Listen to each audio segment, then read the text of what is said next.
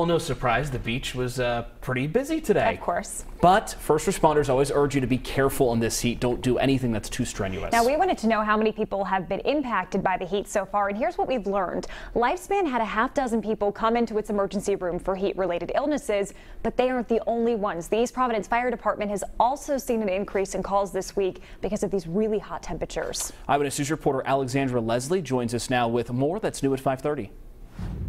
East Providence's EMS director tells me heat-related calls have gone up in the past few days. East Providence Fire and EMS are juggling more calls related to extremely hot temperatures this week. Our heat-related injuries are up, so we've responded to people that are feeling faint, maybe have a headache. And it can happen to anyone. Doing exertional work, yard work, heavy lifting, even just walking.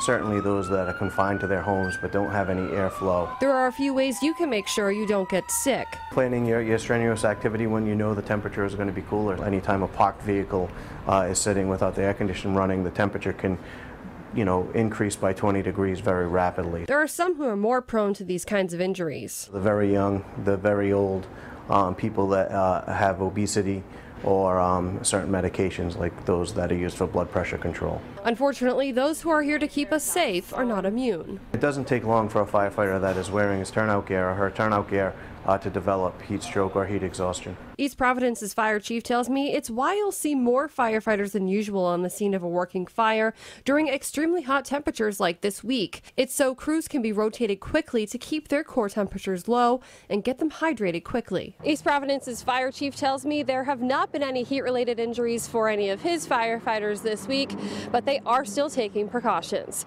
Reporting in East Providence, I'm Alexandra Leslie, Eyewitness News.